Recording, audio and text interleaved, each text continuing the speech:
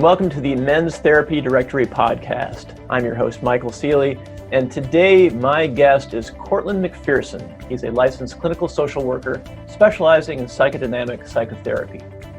He owns and operates Little Red Telescope Psychotherapy, a private practice specializing in men in their 20s, 30s, and 40s, and he helps them get unstuck in work, relationships, and life.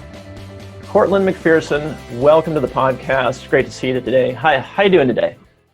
I'm doing good, Michael. Good to be here. Thanks for having me on. Good, great. So I wanted to jump right into it and get your thoughts. You know, this podcast is about basically empowering men to seek therapy, breaking down barriers to therapy, and get your thoughts just on, in your experience, what you've seen that have been barriers for men just simply getting into therapy. Yeah, one of the sort of first barriers that I see for men is just getting that sort of, I don't want to use the word courage because I think it's more than that. Yeah. But it's finding space to say, you know what, I need support, I need help. I think that a lot of men, view asking for help as a weakness, which then, they sit with that. And then in turn, that prevents them from just getting the help that they need. A lot of guys that I talk to open the door or they open the conversation with, well, I don't want you to think that I'm weak. Just because I'm coming here doesn't mean, that something's wrong with me. And it's like, okay, yeah, I can understand that. It's not necessarily something's wrong with you. It's, well, you're just asking for some additional support. Yeah. No, that's very common, I think, also in my experience, and a lot of men who are therapists, is there is that initial barrier of somehow the notion that seeking help or seeking therapy is a sign of weakness, and like you said, clarifying it, like, hey, Courtland, just to make sure, just to let you know, I'm a strong guy. I'm here, and that vibe can kind of come off. And one thing that I think in talking about this whole topic of men getting help and leaning on someone for some assistance is, I like to use the sports metaphor. So like if you're on a team and you rely on somebody else to help you progress, sometimes that resonates with guys as well. But it really is something, well, let me ask you this. Do you think recently it's been easier for men to, I'll say, quote unquote, admit that maybe they could use some therapy? And if you think things are kind of trending easier and making it more accessible and okay for men to seek therapy? Yeah, I think there's still a lot of barriers. My practice in particular focuses probably 95% on men coming through the door. And, there's been a bit of a breakdown as we sort of shift in society to saying, like, we all can use some extra support, and I think that's changed a bit.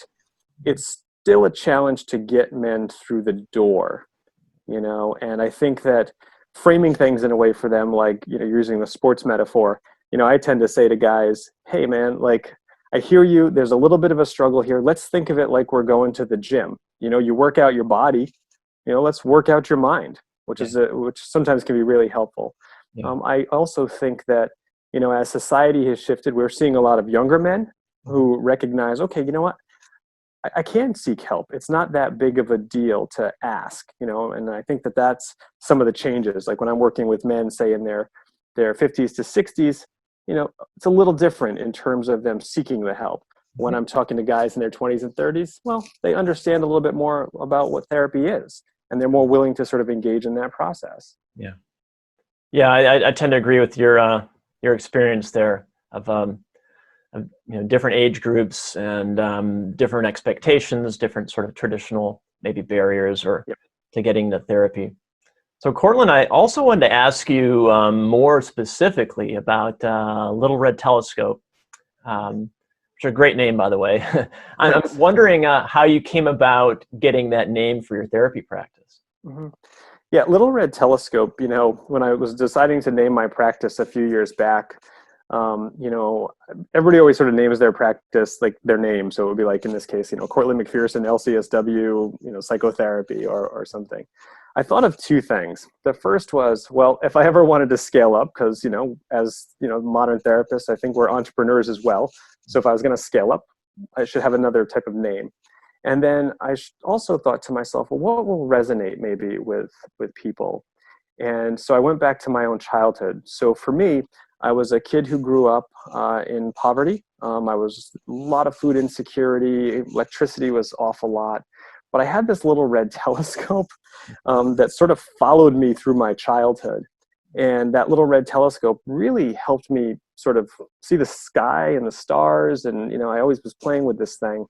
And, you know, and I always thought red was a powerful color anyway. You know, and when I decided to name my practice, I thought to myself, well, what can I do here? How can I help, you know, and men in particular, you know, see things differently, excuse me.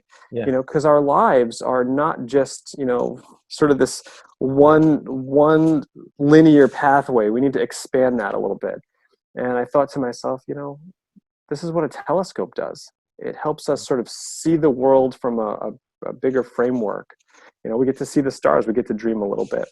And, you know, I kept the little part because I think that, you know, I think as guys in particular, we need to go back to our childhood sometimes to sometimes see where stuff started and to reclaim some of that inner child, you know, so that we go back to having fun and really trying to figure out who we are. And, you know, so that's really where the little red telescope came from. And people always ask me, and I'll just say this, is, do you have a telescope in your office? And the answer is yes. There is a red telescope sitting in my office. Awesome. That's a great story. It really, yeah. When we first met each other a little ways back, I was always wondering, like, where did that story come from? It's a great metaphor as well. So I love that. Cool. So Courtland, I also wanted to ask you just a couple of areas that you're really interested in terms of psychotherapy. And one of those, we're talking a bit before this started about this idea of men finding alignment with themselves. And especially, well, I'll just let you kind of expound on that a bit, because it's a great topic, finding alignment with oneself. Yeah. So I'll get a little personal here, because I think this is important, especially for guys that are listening. So when I started to think about this alignment with oneself, what started to happen a few years back was, something was off. I could feel it in my body. We talk about anxiety and the feelings that come up with, that, right? So our body gets tense. We feel a little stressed. And what I started to notice was I wasn't doing the things that felt right for me. And so I had to dive deep and ask myself all kinds of questions. What's off here, right? And what I started to notice was that, certain relationships weren't working, certain parts of my life weren't working, certain parts of my career weren't working. And all of those things were causing this misalignment. So when I'm working with guys, I tell them, think about when you're driving your car. If your car is out of alignment, the steering wheel pulls to the right or the left. If it's really out of alignment, you will get pulled right off the road. Yeah. So what we do is we take our car to a shop, right? And we have the alignment fixed so that we're driving down the road in a safe, straight way, if you will. Yeah. And I think that's what this idea of alignment in oneself is. When we can sort of figure out how to have good, healthy, solid relationships, when we can find a balance between our work, that feels right for us, whether, we're seeking, financial stability or just a job that feels right. When we're looking at our overall lives, we're trying to figure out how to bring it all together. And most of the guys I see, they struggle with that. Yeah. They're maybe in a challenged marriage where they aren't able to express themselves and say the things that they need. They might be in a job that does not feel right, but they're stuck in it because, they have golden handcuffs. We see that a lot here in the Bay Area. People work in these high-tech jobs and they really just don't like it. They'd rather be, making wine down in Napa or El Paso and, figuring that stuff out. And I think what happens is when there's this misalignment it leads to increased anxiety, fear about the unknowns in the future. That leads to procrastination, right? We might be getting things done, but overall, we don't feel like we're really propelling ourselves forward in a healthy way. And then the other thing that it leads to, in my sort of, professional opinion, is what's been known or coming around, I think, for more men is sedation, right? So sedation with substances, alcohol, cocaine, those kind of things, pornography, video games, right? And that sedation then shuts us off from the world, starts to misalign us, right? And then with all that, it can spiral into increased mental health issues. Yeah. No, it's such an important topic. Well, for men, women, everybody, this idea of, I guess, being truthful with yourself, of what, aligning your inner truth with what you're doing outwardly in your career, in your relationships, and your hobbies, and things like that.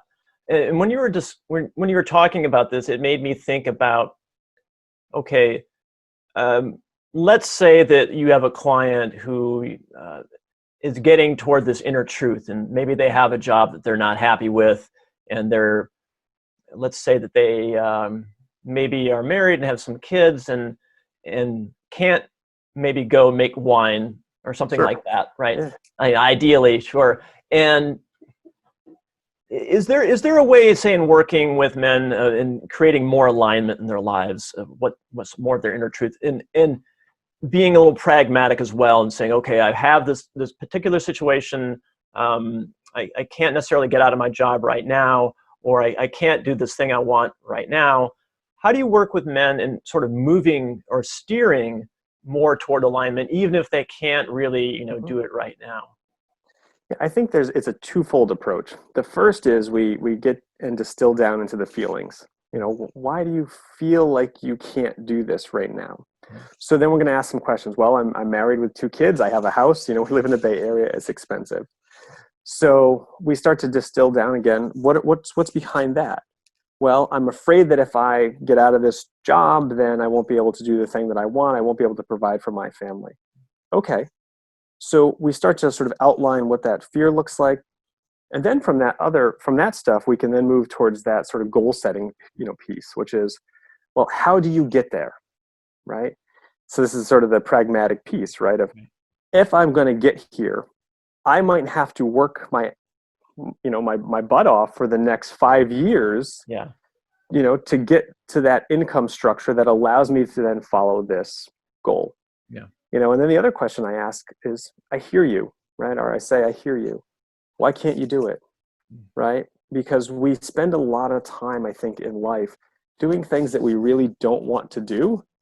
And a lot of it's rooted in again, anxieties and fear around, like, I can't do it. I have all these other things. And it's like, well, you got here, so how do you get somewhere else? We don't have to be so locked in, I think. Yeah, that can be, I like how you explore with your client, it sounds like, their feelings.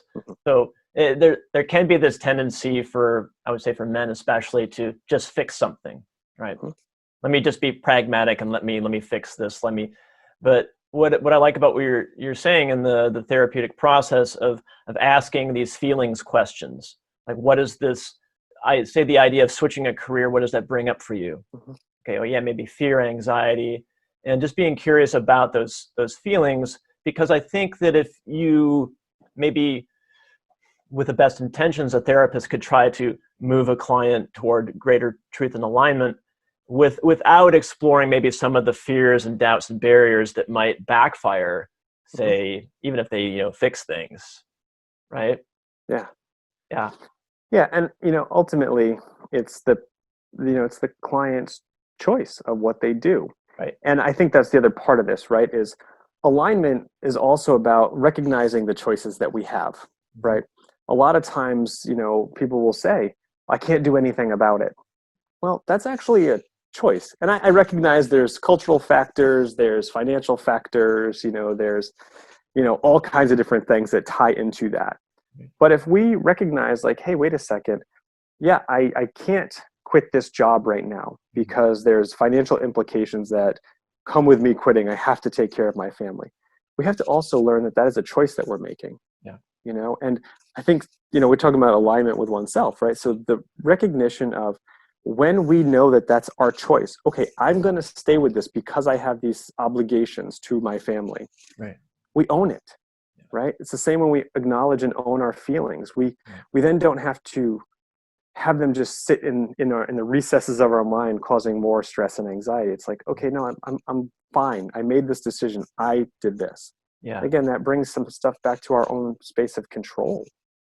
Yeah, I love that. So it's like telling this ultimate truth to yourself and realizing, okay, that you could be in a situation where, yeah, I can't get out of this particular job for, let's say, another 2 years or something. But in owning that and saying, okay, I fully accept that, I am now deciding to not feel resentful, to fully accept that this is where I am, and then I can maybe develop a plan for after that. So the power, like in telling yourself the truth. So the client was working toward this truth, and then going toward more alignment. It's like you're saying you become the owner of your decision. Mm-hmm. You're not saying, "Oh God, I wish I were here. I wish this," or if it wasn't for this. You're saying like, "Well, here's reality. What do you want to do about it?" Because a decision is a decision, right?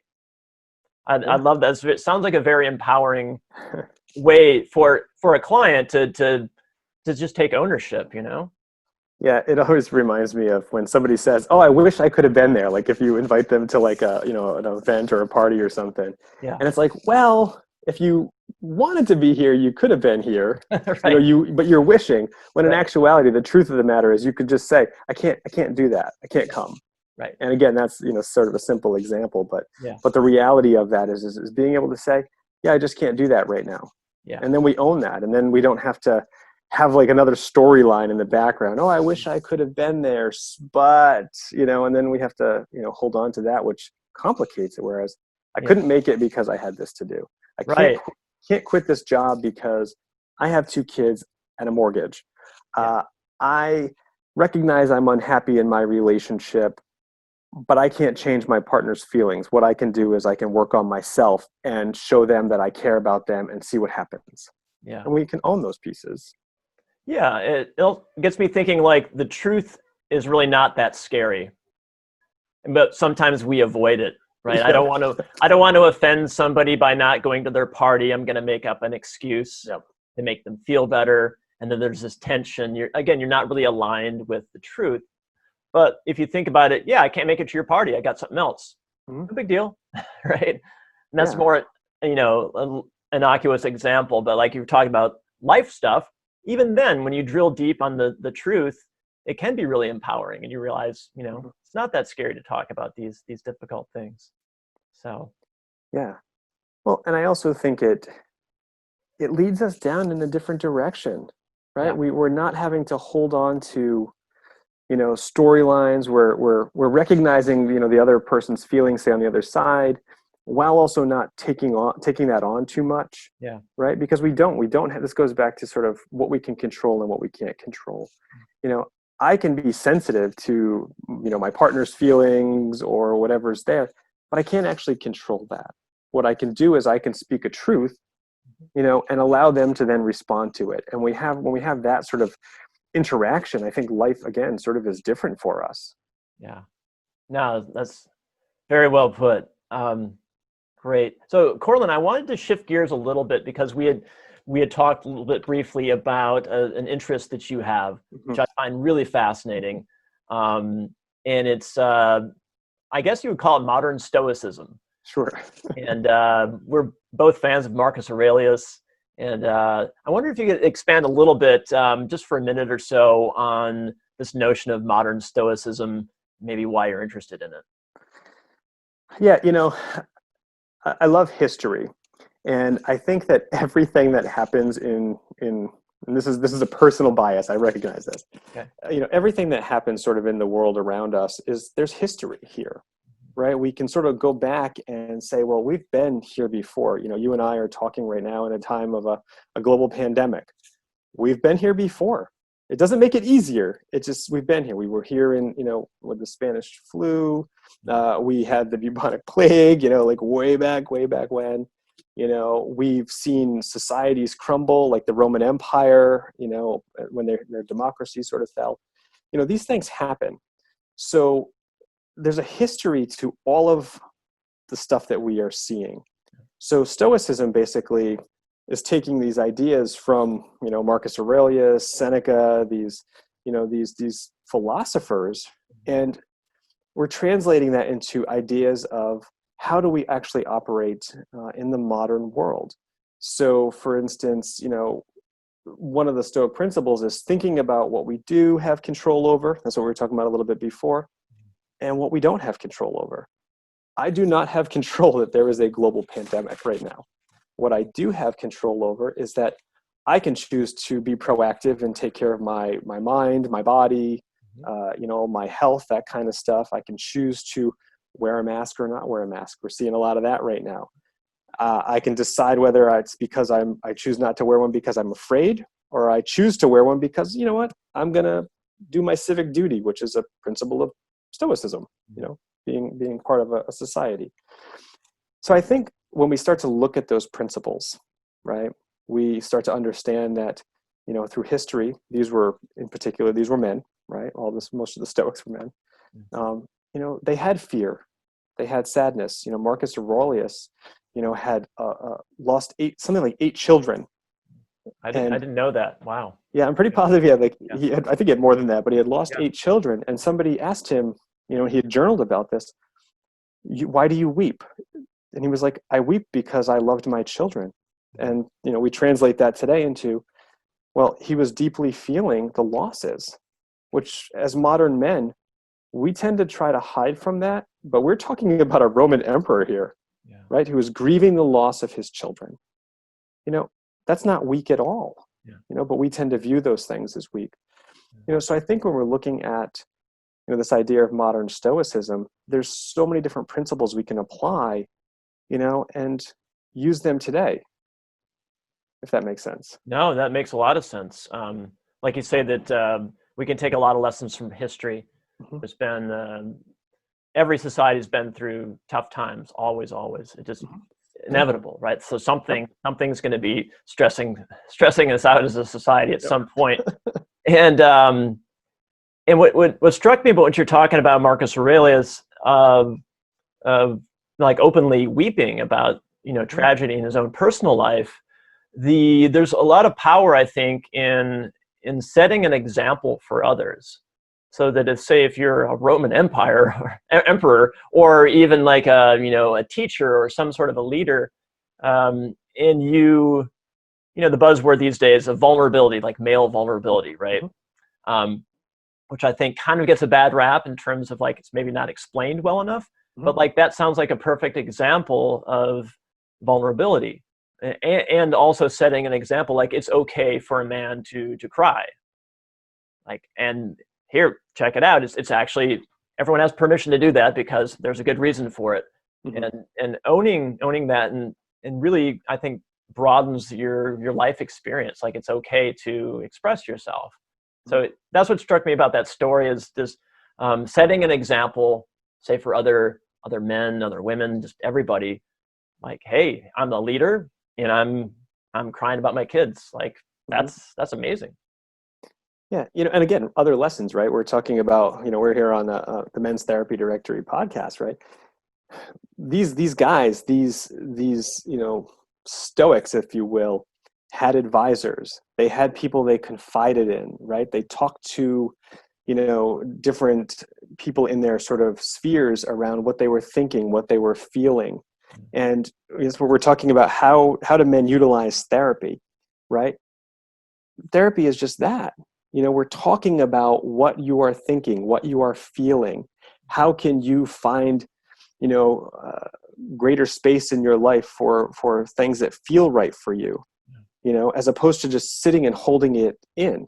We know that all great men and women have had advisors or people that they talk to, mentors, that kind of stuff. Therapy just is a different form of that, right? It allows people to come in and share whatever they need to share without, hopefully, fear of judgment. But that's our job, is to not judge people. We allow them that space. Right. And then we help support them in whatever's there. Just like some of these, historical Stoics had. They had advisors they could say anything to. They could talk about their fears, the loss of their kids, and they weren't judged for that. They were supported, and that's what we do in therapy. Yeah. No, that's so true. So true. It's I think all men deserve to have that counsel and bouncing ideas, be able to off of each other, be it to be a therapist or having more permission in their own personal lives with their male friends to talk about some deep stuff. Like it's okay to do, and it's a good thing to do Mm-hmm. for sure. So Courtland, we're going to wrap things up, but real pleasure talking with you today. I really love the ideas you have about not just therapy, but just perspective in life in general. And with that, I wanted to ask you, where can people find you, say online on the internet, etc.? Mm-hmm. Yeah, so the easiest way to find me is through my website, and it's littleredtelescope.com. Okay, there you have it, littleredtelescope.com. Courtland McPherson, it's been a pleasure, and good talking with you. And for everyone out there, thanks for watching, thanks for listening, and everyone please be well.